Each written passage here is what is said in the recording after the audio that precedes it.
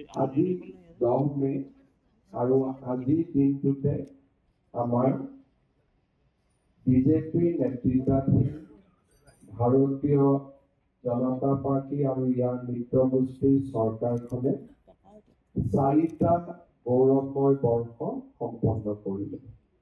আমাৰ দলৰ এইখন দ্বিতীয়খন চৰকাৰ আৰু দ্বিতীয়খন চৰকাৰে 4টা গৌৰৱময় বৰ্ষ একাদিক্ৰমে 9 বছৰ শাসন কৰা এটা মাইলৰ খুঁটা হৈ ৰব অসমৰ ৰাজনৈতিক জীৱনৰ ইতিহাসত। সাধাৰণতে দিনটোত আমি কিছু কাৰ্যসূচী অনুষ্ঠিত কৰোঁ আৰু স্বাভাৱিকতে চৰকাৰ এখনে এটা মাইলৰ খুঁটি স্পৰ্শ কৰিলে দলীয় আৰু শুভাকাংক্ষীসকলে এটা দিনটো উদযাপন কৰাৰ পৰম্পৰা আমাৰ আছে।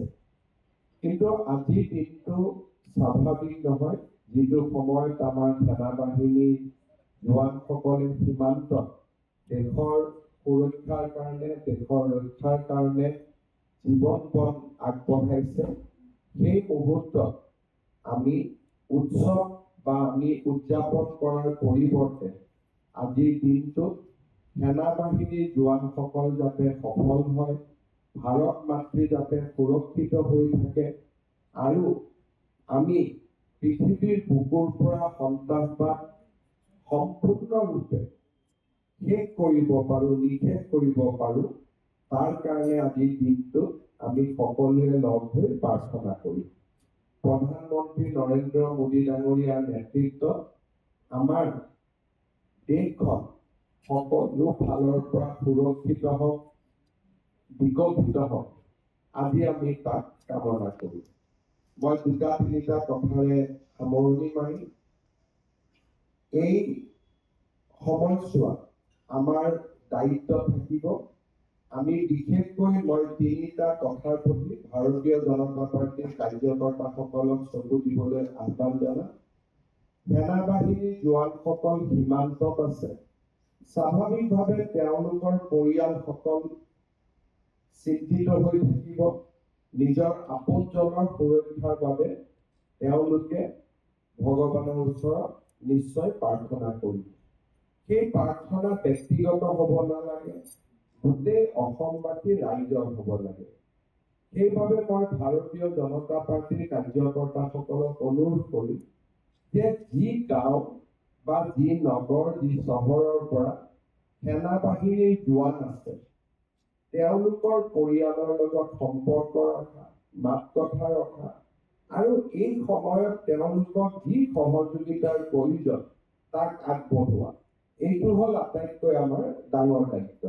আমি খবৰ ল'ব লাগিব যে মোৰ গাঁৱত অমুকজন জোৱান সেনাবাহিনীত আছে, অমুকজন অফিচাৰ এয়াৰফৰ্চত আছে, অমুকজন বিষয়া নেভিত আছে, বা অমুকজন বিষয়া CRP BSFত আছে, যোনে সীমান্তত আজি যুঁজ কৰি আছে।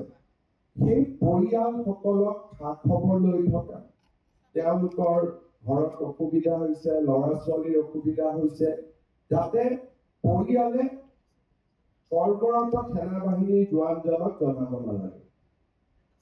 কাৰণ তেওঁৰ মনত চিন্তাৰ উদ্বেগ হ'ব। পৰিয়ালৰ প্ৰতি চিন্তা থাকিলে স্বাভাৱিকভাৱে যুদ্ধত তেওঁলোকে মনোনিৱেশ কৰোঁতে ক'ৰবাত নহয় ক'ৰবাত অলপ সময়ৰ কাৰণেও যদি দ্বিতীয় চিন্তা এটা আহে, তাৰ কাৰণে দেশৰ আৰু তেখেতৰ দুয়োজনৰে ক্ষতি হ'ব। কিন্তু সেই চিন্তাখিনি যদি আমি লৈ লওঁ যে মোৰ ল'ৰাটোৰ এডমিশ্যনৰ কাৰণে চিন্তা হৈ আছে, মোৰ মা বেমাৰ হৈ আছে, মাৰ ঔষধৰ কাৰণে চিন্তা হৈ আছে, সীমাত থকা সেনাবাহিনীৰ জোৱানজনে যেতিয়া গম পাব যে মোৰ পৰিয়ালটোৰ দায়িত্ব বিজেপিয়ে লৈছে,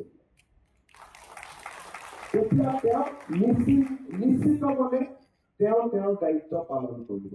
মই ৰাজ্যিক সভাপতি দিলীপ শইকীয়া ডাঙৰীয়াক বিনম্ৰতাৰে অনুৰোধ কৰিম যে আমাৰ বুথ কমিটিৰ পৰা মণ্ডললৈকে আমি এটা নিৰ্দেশ প্ৰেৰণ কৰিব লাগে, সেনাবাহিনীৰ জোৱানসকলৰ ঘৰত যোৱা, তেওঁলোকক মাত কথা দিয়া আৰু তেওঁলোকৰ প্ৰতিটো সুখ দুখৰ সমভাগী হোৱা, যাতে তেওঁলোকে নিজকে নিৰাপদ অনুভৱ কৰে।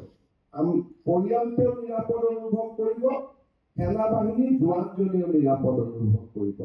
আৰু এনেকুৱা বিষয় যদি চকুত পৰে যে নহয় এই বিষয়টো জিলা ৰাজ্যিক পৰ্যায়ত সমাধান হ'ব লাগিব, তেওঁলোকে যাতে খবৰ দিয়ে।